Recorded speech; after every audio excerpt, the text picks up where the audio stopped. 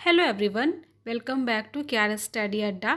दोस्तों, आज एक बहुत ही इम्पॉर्टेंट वीडियो मैं आपके लिए लेके आई हूँ। ये है आपका हिस्ट्री में 3 पार्ट्स होते हैं। प्राचीन इतिहास मतलब एंशियंट हिस्ट्री, ठीक है। सेकंड पार्ट होता है मध्यकालीन इतिहास, जिससे अपन मिडिवल हिस्ट्री बोलते हैं। और थर्ड पार्ट होता है आधुनिक इतिहास, जिससे अपन मॉडर्न हिस्ट्री बोलते हैं, ठीक है। तो इन तीनों पार्ट्स के मैं अलग अलग पार्ट्स के वेरी इंपॉर्टेंट 100 क्वेश्चन लेके आऊँगी। तो अभी ये वीडियो जो है आपके लिए ये है प्राचीन इतिहास के टॉप 50 क्वेश्चंस, जो कि इनके बाहर से क्वेश्चंस प्राचीन इतिहास से तो बिल्कुल भी नहीं पूछे जाएंगे। ये 100% आप गारंटी समझ लो, ठीक है। तो वीडियो को पूरा देखें।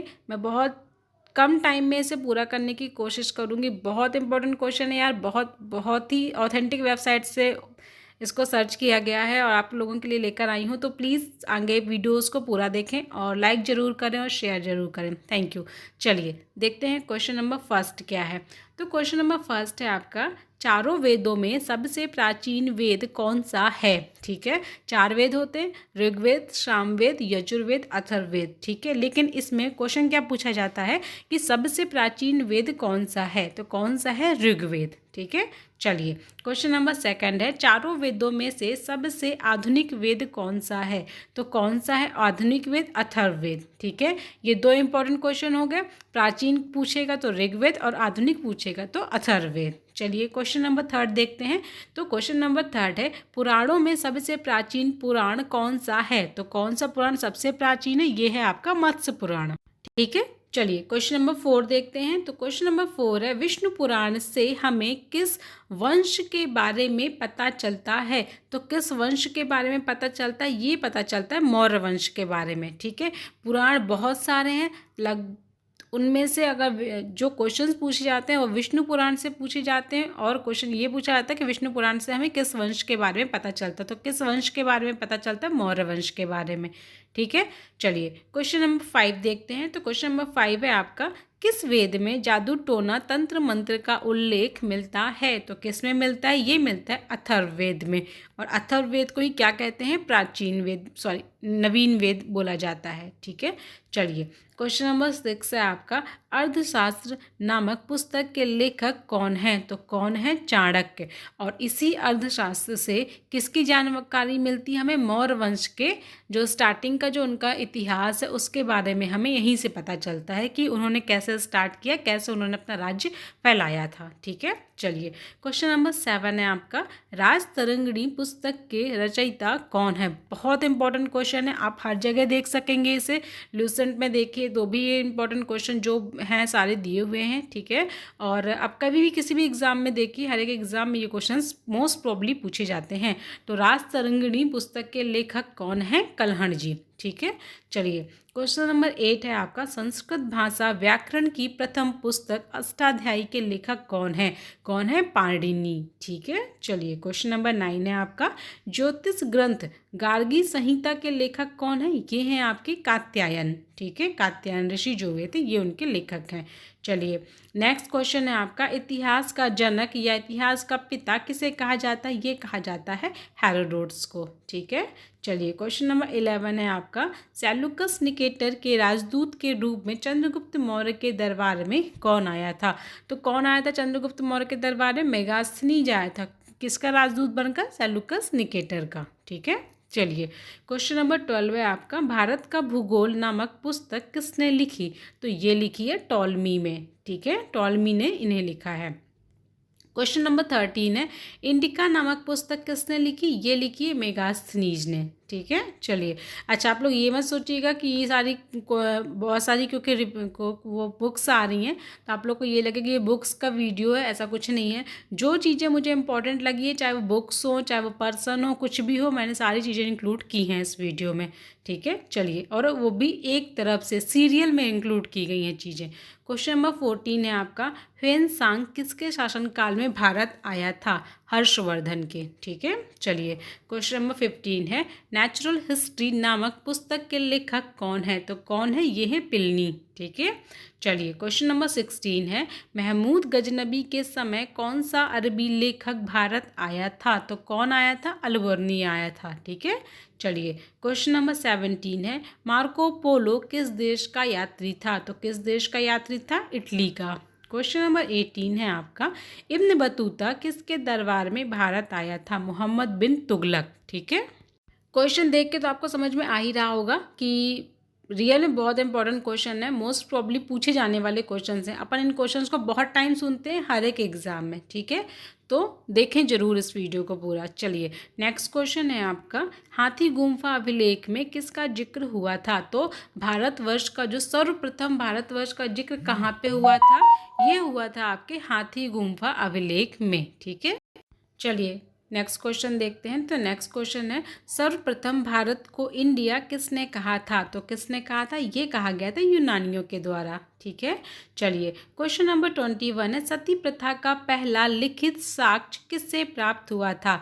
किससे प्राप्त हुआ था? ये प्राप्त हुआ था एरन अभिलेख से। ठीक है, चलिए क्वेश्चन नंबर 22 है, किस गुप्त शासक के काल में वीणा बजाती हुई मुद्रा वाले सिक्के प्राप्त हुए हैं? तो किसके, कौन से गुप्त शासक के काल में? समुद्रगुप्त के। जैसा कि आपको पता है, अगर आपने हिस्ट्री पढ़ी होगी तो आपको ये चीज़ तो पता है कि समुद्रगुप्त का जो राज्य था और सबसे ज़्यादा टाइम तक जिसने राज्य किया समुद्रगुप्त ने किया था। ठीक है, तो उसने बहुत सारे काम किए थे, उसमें से एक काम था उन्होंने सिक्के चलाए थे। उनके सिक्कों में क्या था कि एक वीणा बजाती हुई एक प्रतिमा थी उनके सिक्कों में। ठीक है, जैसे आज के सिक्कों में आप देखते हैं तो जो भी चीज़ें हैं, और तो पहले के सिक्कों में ऐसा, मतलब इनके काल के सिक्कों में ऐसा था। ठीक है, चलिए क्वेश्चन नंबर 23 है, गिरनार अभिलेख का संबंध किस शासक से है? रुद्रदमन। Very important question.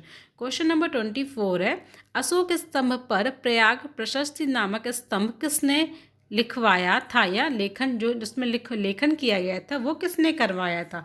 ये कराया था समुद्रगुप्त ने। ठीक है, चलिए अच्छा, ये प्रयाग प्रशस्ति कहाँ पर है? ये है आपके इलाहाबाद में है। ठीक है, चलिए क्वेश्चन नंबर 25 है, अशोक के किस शिलालेख में कलिंग युद्ध का वर्णन मिलता है? 13वें शिलालेख में। ठीक है, अशोक का जो हृदय परिवर्तन हुआ था वो भी इसी युद्ध के बाद हुआ था। अपन बचपन से पढ़ते आ रहे हैं कि अशोक का हृदय परिवर्तन कलिंग युद्ध के बाद हुआ था, लेकिन इसकी जानकारी हमें किस शिलालेख में मिलती है? ये मिलती है हमें 13वें शिलालेख में।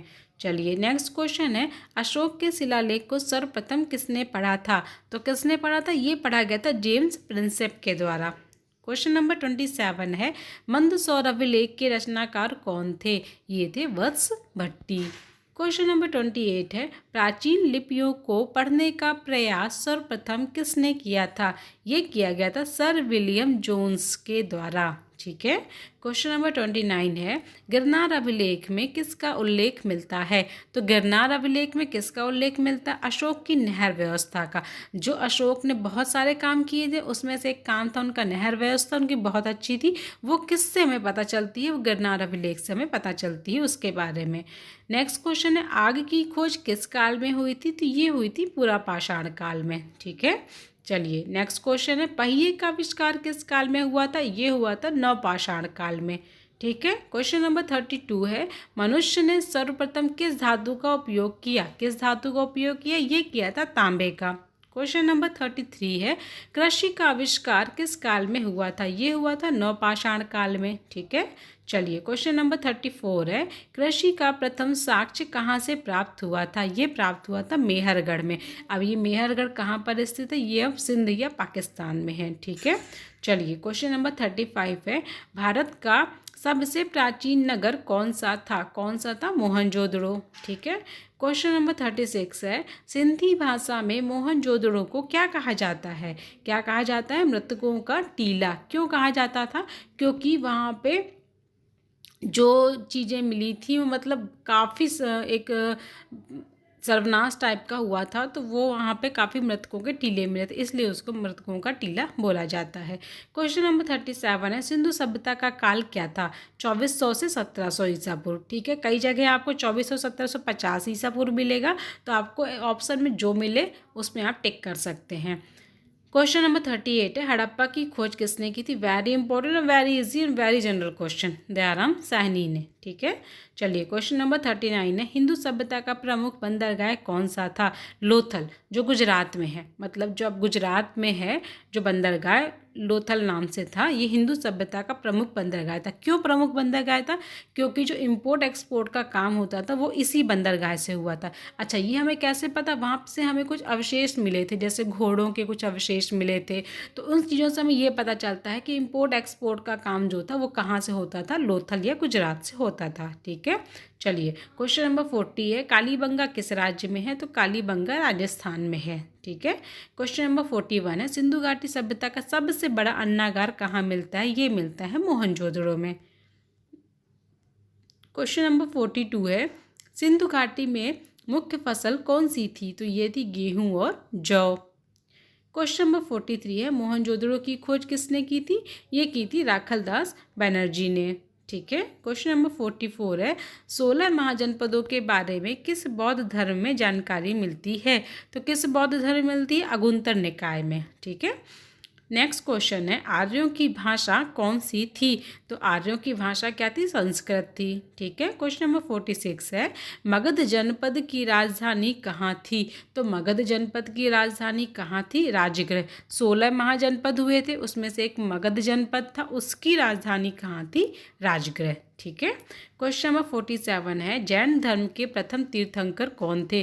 तो ऋषभ देव जी। ठीक है, इन्हें संस्थापक भी बोला जाता है जैन धर्म का, और प्रथम तीर्थंकर भी इन्हीं को बोला जाता है। ठीक है, चलिए क्वेश्चन नंबर 48 है, जैन धर्म के अंतिम तीर्थंकर कौन थे? तो महावीर जी। ठीक है, क्वेश्चन नंबर 49 है, महावीर का जन्म कहाँ हुआ था? कुंडग्राम वैशाली में। ठीक है, नेक्स्ट क्वेश्चन है, क्वेश्चन नंबर 50 है, महावीर के बचपन का नाम क्या था? तो क्या नाम था? वर्धमान। तो ये थे टॉप 50 क्वेश्चंस जो कि प्राचीन इतिहास के थे। ये पार्ट 1 है। पार्ट 2 में आपको टॉप 50 क्वेश्चंस और मिलेंगे, और ये वो टॉप 100 क्वेश्चंस हैं जो प्राचीन इतिहास के हैं, और इसके अलावा कोई भी क्वेश्चन आपसे प्राचीन इतिहास में नहीं पूछे जाते हैं। 100% गारंटी है इस चीज़ की कि इसके अलावा क्वेश्चंस बिल्कुल भी नहीं पूछे। तो मोस्ट प्रॉब्ली 99% चांसेस होते हैं सिर्फ इन्हीं क्वेश्चंस के पूछे जाने के। बहुत ही डीपली एनालिसिस करके मैं ये 50 क्वेश्चन का कलेक्शन लेके आई हूँ। पार्ट 2 में आपको 50 क्वेश्चंस और मिलेंगे। तो अगर आपको वीडियो इन्फॉर्मेटिव लगा हो और लगे आपको कि थोड़ा सा भी आपके लिए इन्फॉर्मेशन दे रहा है, तो प्लीज़ इसे लाइक करिएगा और कमेंट करके मुझे ज़रूर शेयर करिएगा अपने जो भी व्यूज़ हैं, आप जो भी इस वीडियो के बारे में बोलना चाहते हैं। अगर आपको वीडियो अच्छी लगे तो आप बताइएगा। अगर इसमें कुछ भी कमी लगी हो या कुछ क्वेश्चंस अगर आपको लगे हो मैंने इंक्लूड नहीं किए हैं, तो आप प्लीज़ उसे भी मेंशन करिएगा। आपकी जो भी क्वेरी हो प्लीज़ कमेंट बॉक्स में कमेंट करके मुझे ज़रूर बताइएगा। मैंने बहुत कम टाइम में 50 क्वेश्चन कंप्लीट करने के लिए सोचा है और करने की कोशिश भी की है। तो अगर वीडियो अच्छी लगी हो तो लाइक ज़रूर करिएगा। ठीक है, चलिए फिर मिलेंगे नेक्स्ट वीडियो में, नेक्स्ट पार्ट 2 में 50 क्वेश्चन के साथ। जब तक के लिए थैंक यू फॉर वॉचिंग।